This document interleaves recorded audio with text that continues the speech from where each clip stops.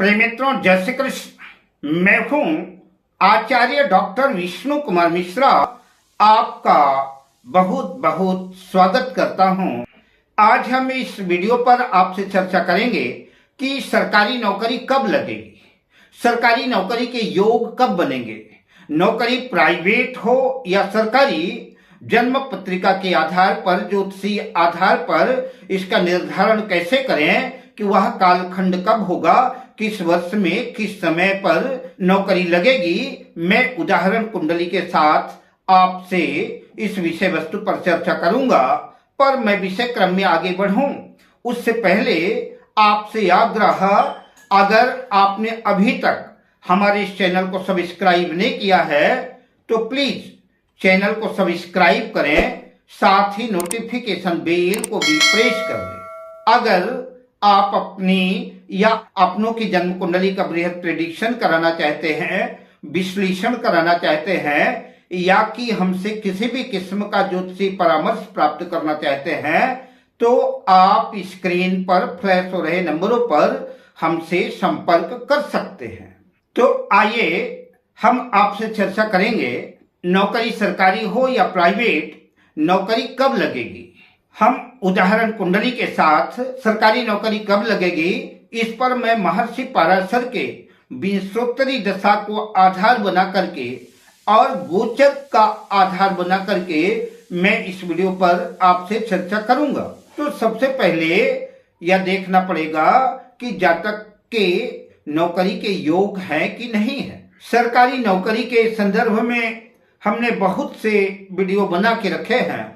Description में कुछ video के लिंक आपको मिल जाएंगे, वहां पर आप जाकर के देख सकते हैं। आइए मैं विंशोत्तरी दशा और गोचर का आधार बनाकर के मैं आपसे चर्चा करूं तो सरकारी नौकरी कब लगेगी इस कुंडली के माध्यम से समझने का प्रयास करते हैं। तो आपको यह देखना होगा कि आपके जन्म पत्रिका के दशम भाव पर कौन सा अंक लिखा हुआ है, कौन सी राशि बनी हुई है, दशम भाव पर कौन से ग्रह स्थित हैं।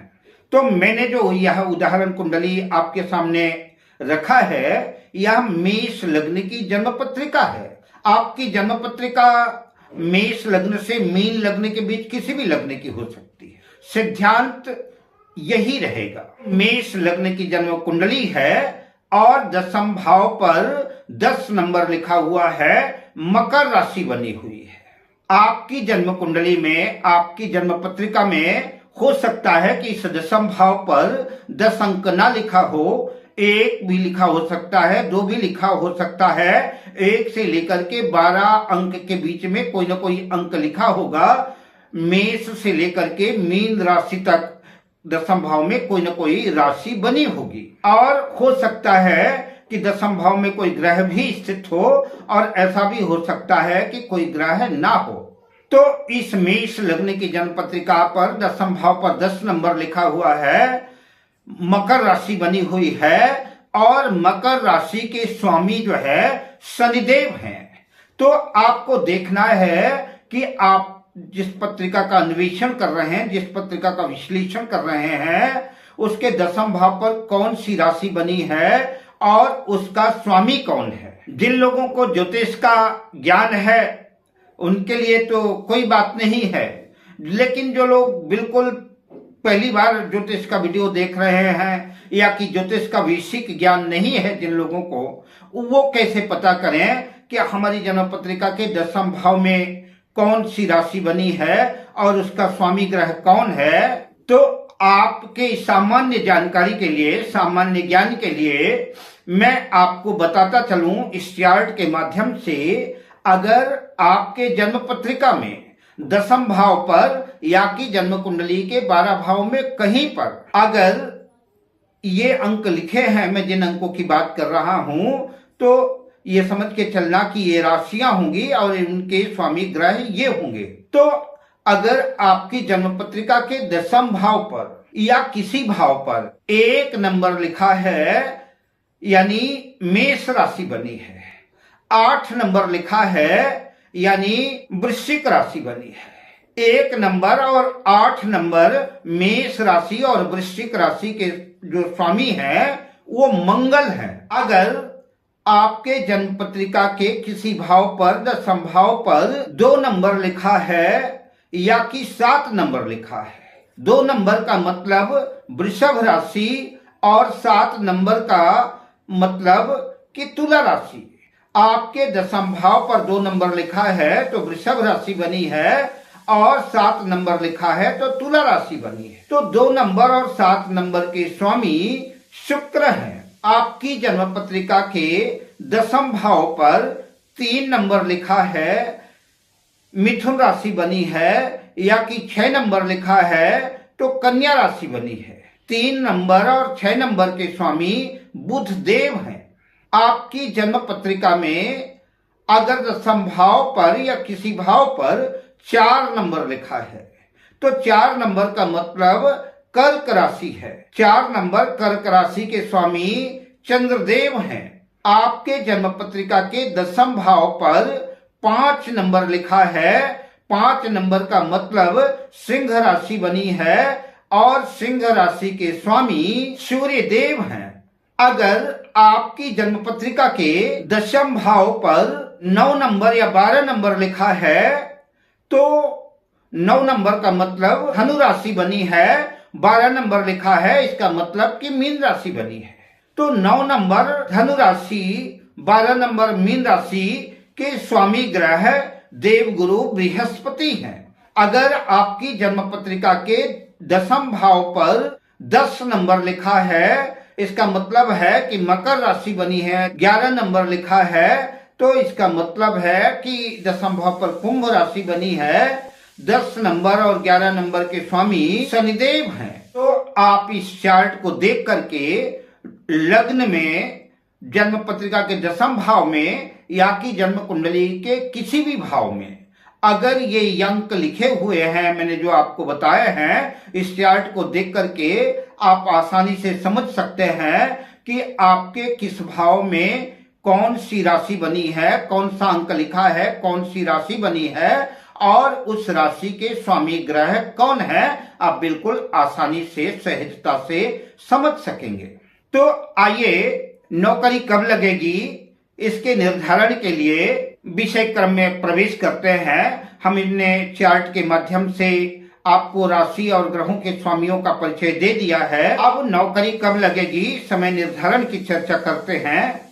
आपकी जन्म पत्रिका के जन्म कुंडली के दशम भाव पर जो राशि बनी है, जो राशि का स्वामी है, दशम भाव के स्वामी को दशमेश कहते हैं। जन्म पत्रिका में दशमेश या कि दशम भाव पर जो योग कारक ग्रह बैठे हुए हैं या कि दशम भाव का स्वामी जो दशमेश है उसकी महादशा में दशम भाव में बैठे योग कारक ग्रहों के, मित्र ग्रहों के अंतरदशा में लग्नेश और लाभेश, एकादशेश, नौमेश, खष्ठेश, पंचमेश या मित्र ग्रहों की दशा अंतरदशा में ऐसा हो सकता है कि दशमेश की महादशा चल रही हो और मित्र ग्रहों की, भाग्येश की, लग्नेश की, एकादशेश की, पंचमेश की किसी की अंतरदशा चल रही हो, या कि लग्नेश की, योग कारक ग्रहों की, नौमेश की, भाग्येश की, एकादशेश की, खष्ठेश की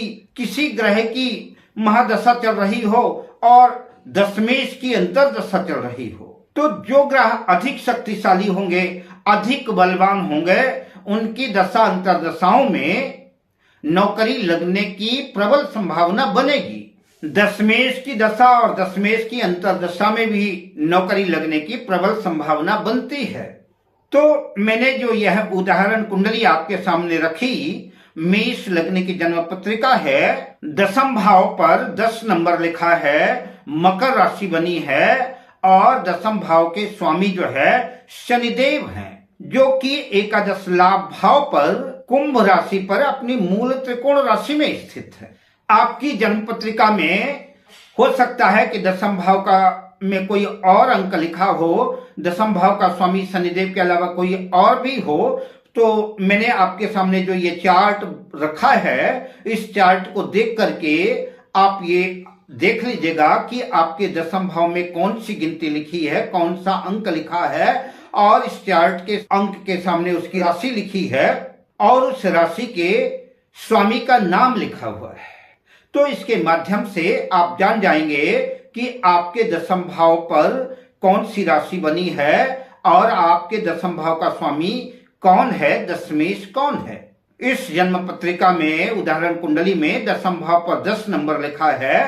तो मैंने इस चार्ट में देखा दसम भाव में जहां पर 10 नंबर लिखा है तो चार्ट में देखा कि 10 नंबर के आगे मकर राशि लिखी है और मकर राशि के आगे देखा तो उसका स्वामी ग्रह शनिदेव लिखा हुआ है। इस तरह से आप इस चार्ट के माध्यम से आपके दसम भाव में कौन सी राशि बनी है और उस राशि का स्वामी कौन है, दसम भाव का स्वामी कौन है, आप जान सकते हैं। तो आपको जन्म पत्रिका का दसम भाव देखना है। दसम भाव कैरियर का भाव तो है ही है, कर्म क्षेत्र का भाव है, इससे कैरियर का विचार करते हैं। पर नौकरी के लिए जन्म पत्रिका का षष्ठम भाव भी देखना पड़ेगा, छठा भाव भी बलवान होना चाहिए। अगर छठा भाव कमजोर है, कमजोर है, तो ऐसी कंडीशन में नौकरी लगने की संभावना नहीं बनेगी। जन्म कुंडली का यह छठा भाव दसम भाव का भाग्य भाव है। हम जब दसम भाव से गिनेंगे तो यह छठा भाव नौवां भाव कहलाएगा। जैसे गिनकर देखते हैं, दसम भाव से 1, 2, 3, 4, 5, 6, 7, 8, 9। तो दसम भाव से यह नौवां भाव हुआ। इसका महत्व इसलिए भी हो जाता है कि जो आपके कैरियर का भाग्य है, आपके कैरियर को बल मिले, भाग्य का साथ मिले, उसके लिए जन्म पत्रिका का छठा भाव भी बलवान होना चाहिए। तो हमने इस उदाहरण कुंडली के माध्यम से देखा, इस छठे भाव पर कन्या राशि में सूर्य और गुरु की युति है। सूर्य जो इस जन्म पत्रिका के पंचमेश हैं, पंचम भाव के स्वामी है, शिक्षा के स्वामी है, और देव गुरु बृहस्पति जन्म पत्रिका के नवम भाव भाग्य भाव के स्वामी है। पंचमेश नवमेश की युति छठे भाव पर है। भाग्येश देवगुरु बृहस्पति की पंचम दृष्टि दसम भाव पर है। लग्नेश मंगल सप्तम भाव में स्थित होकर के चौथी दृष्टि से मकर राशि को, अपनी उच्च राशि को देख रहे हैं। इस जातक की 24 सितंबर 2021 में रेलवे में नौकरी लगी। जब इस जातक की नौकरी लगी उस समय पंचमेश पंचम भाव के स्वामी सूर्य की महादशा चल रही थी। पंचमेश सूर्य की महादशा चल रही थी और दशमेश शनि की अंतर्दशा चल रही थी और भाग्येश देवगुरु बृहस्पति की प्रत्यंतर दशा चल रही थी। इस जातक की रेलवे में नौकरी सूर्य की महादशा में, शनि की अंतर्दशा में और देवगुरु बृहस्पति की प्रत्यंतर दशा में लगी। इस तरह से किसी भी विषय वस्तु के समय का निर्धारण करने के लिए उस भाव का जो भावेश है, योग कारक ग्रहों की दशा अंतर्दशा में महर्षि पराशर के विंशोत्तरी दशा, अंतर्दशा, प्रत्यंतर दशा का अवलोकन करना चाहिए। नौकरी कब लगेगी, इस उदाहरण कुंडली के माध्यम से समझ चुके होंगे। नौकरी कब लगेगी, इसका निर्धारण कैसे किया जाता है, विंशोत्तरी दशा को आधार बना करके मैंने आपसे चर्चा की। अब मैं गोचर के आधार पर इसी उदाहरण कुंडली से चर्चा गोचर की करूंगा। तो आप दशा, अंतर्दशा, प्रत्यंतर दशा तो देखेंगे ही, साथ में नौकरी कब लगेगी तो उस समय का गोचर भी आपको देखना पड़ेगा। किसी विषय वस्तु के समय के निर्धारण में गोचर की भी महत्वपूर्ण भूमिका है। गोचर का मतलब कि अभी का, इसी समय का। एक तो हमारी लग्न कुंडली हुई जो हमारे जन्म के समय की कुंडली है। हम जिस वक्त देख रहे हैं उस वक्त का गोचर देखेंगे। उस समय आकाश में ग्रहों की स्थिति कैसी थी, उस समय आकाश में कौन सा ग्रह किस राशि में किस भाव में था। हम जिस कुंडली का अवलोकन कर रहे हैं उसी लग्न को आधार बना करके, चंद्र कुंडली या लग्न कुंडली को आधार बना करके हम वर्तमान समय के ग्रहों को स्थापित कर देंगे। उसके अनुसार हम निर्धारण करेंगे कि नौकरी कब लगेगी। तो गोचर कुंडली में हम सिर्फ उन ग्रहों की चर्चा करेंगे जो ग्रह लंबे समय तक एक राशि में रहते हैं। जैसे कि देवगुरु बृहस्पति लगभग 1 वर्ष तक एक राशि में रहते हैं, 13 महीने एक राशि में रहते हैं। और दूसरे लंबी अवधि में रहने वाले ग्रह जो है वो शनिदेव हैं। शनिदेव एक राशि को पार करने में 2.5 वर्ष लगा देते हैं, यानी शनिदेव एक राशि में 2.5 वर्ष तक रहते हैं। तो आइए मैं गोचर कुंडली में देवगुरु बृहस्पति और शनि को आधार बना करके यह आपसे चर्चा करता हूं कि गोचर के आधार पर हम कैसे निर्धारण करें कि कब नौकरी लगेगी। लेकिन गोचर या दशा अंतर्दशा देखते वक्त यह जरूर ध्यान में रखना चाहिए कि हम जब देख रहे हैं उस वक्त जो है जातक की उम्र नौकरी के योग्य हो। तो सबसे पहले जिस सूत्र की हम चर्चा करते हैं, आपकी जन्म पत्रिका में या कि आप जिस जन्म पत्रिका का अन्वेषण कर रहे हैं, विश्लेषण कर रहे हैं, उसमें सूर्य या कि चंद्र जिस राशि में, केंद्र त्रिकोण में जहां भी स्थित हो, क्योंकि सूर्य और चंद्र सरकार का प्रतिनिधित्व करते हैं। सूर्य और चंद्रमा के योग के बिना सरकारी नौकरी लगना मुश्किल है, इसलिए सूर्य और चंद्र की महत्वपूर्ण भूमिका है। तो सूर्य और चंद्र जिस राशि में स्थित हैं, तो गोचर करते हुए देवगुरु बृहस्पति जब सूर्य या चंद्र के ऊपर से संचरण कर रहे हों, देवगुरु बृहस्पति का भी गोचर जो है उसी राशि में हो जिसमें सूर्य और चंद्र स्थित हों, तो उस समय जातक की नौकरी लगने की संभावना बनेगी।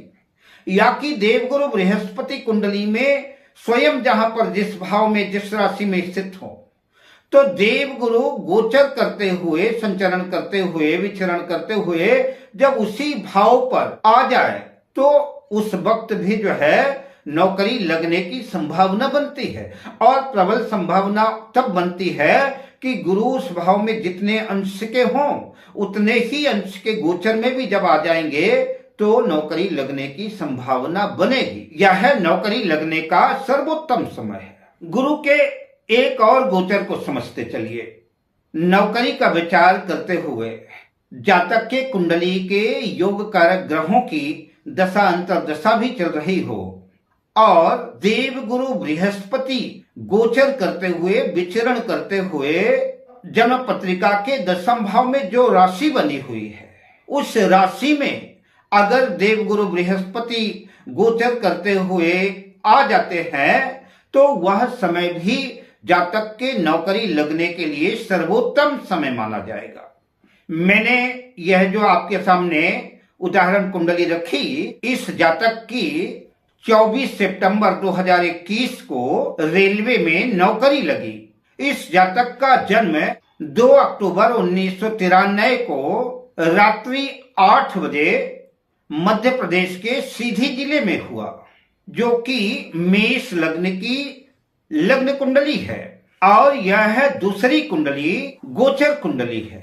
जब इस जातक की रेलवे में नौकरी लगी, इस कुंडली में आप देख रहे हैं कि भाग्येश गुरु मेष लग्न की पत्रिका में 9वें भाव पर धनु राशि आती है, तो मेष लग्न की जन्म पत्रिका में गुरु भाग्येश होते हैं। यह संयोग की बात है कि इस पत्रिका में गुरु भाग्येश भी हैं। बहरहाल मैं बात गुरु की कर रहा हूं। गुरु किसी भी भाव के स्वामी हो, गोचर करते वक्त जब पत्रिका की 10वें भाव पर जो राशि बनी है, उस राशि में जब गोचर करते हुए आ जाए तो जातक के नौकरी लगने की संभावना बनेगी। इस जन्म पत्रिका में 24 सितंबर 2021 की गोचर कुंडली में इस समय देवगुरु बृहस्पति मेष लग्न की इस पत्रिका के 10वें भाव पर गोचर कर रहे हैं। और संयोग की एक और बात हुई, शनि भी उस समय गोचर करते हुए 10वें भाव में ही स्थित है। क्योंकि दसम भाव पर मकर राशि पर देवगुरु बृहस्पति नीच के हो जाते हैं और संयोग से शनि का भी गोचर जो है दसम भाव पर है, तो अत्यंत सुंदर नीच राजभंग योग भी बना। नीच राजभंग योग न भी बनता तब भी गुरु का गोचर है तो नौकरी जातक की इस अवधि में लगती, लेकिन नीच राजभंग योग बन गया तो उत्कृष्ट योग हो गया। दूसरा सूत्र, जन्म पत्रिका के दसम भाव का स्वामी दशमेश गोचर करता हुआ जब जन्म पत्रिका के दसम भाव में ही आ जाए तब भी नौकरी लगने की संभावना बनती है। आप इस जन्म पत्रिका में गोचर कुंडली में देख रहे हैं कि शनिदेव भी गोचर करते हुए मकर राशि में ही स्थित हैं, दसम भाव में ही स्थित है। अब अगले सूत्र की चर्चा करते हैं। अगला सूत्र शनि के गोचर को लेकर के है। शनि गोचर करता हुआ अपने मित्र ग्रह से नव पंचम का जब योग बनाए, शनि के मित्र कौन है? तो शनि के मित्र हैं शुक्र, शनि के मित्र हैं बुध, शनि के मित्र है राहु। तो शनि गोचर करता हुआ जब शुक्र से, बुध से या राहु से नव पंचम योग बनाए, उस कालखंड में भी नौकरी के योग बनेंगे, उस वक्त भी नौकरी लग सकती है। इस गोचर कुंडली में आप देख रहे हैं कि शनि का गोचर वर्तमान समय में दसम भाव में मकर राशि में है और राहु का गोचर वृषभ राशि में जन्म पत्रिका के द्वितीय भाव में। शनि जहां पर गोचर करता हुआ स्थित है वहां से गिने अगर तो शनि से राहु तक गिनते हैं तो 1, 2, 3, 4, 5 दसम भाव से या दूसरा भाव पंचम भाव हुआ। शनि से राहु पंचम भाव में स्थित है। अब राहु से गिनेंगे 1, 2, 3, 4, 5, 6, 7, 8, 9, यह नौवां भाव, द्वितीय भाव से दसम भाव नौवां भाव आएगा। तो राहु से शनि 9वें भाव में है, तो इस तरह से नव पंचम योग बना। शनि गोचर करता हुआ जब अपने मित्र ग्रहों से, शुक्र से, बुध से या राहु से नव पंचम योग बनाए, वह भी नौकरी मिलने का सर्वोत्तम समय होता है। अब मैं आपसे लेता हूं विदा शुभ कामनाओं के साथ। जय श्री कृष्ण।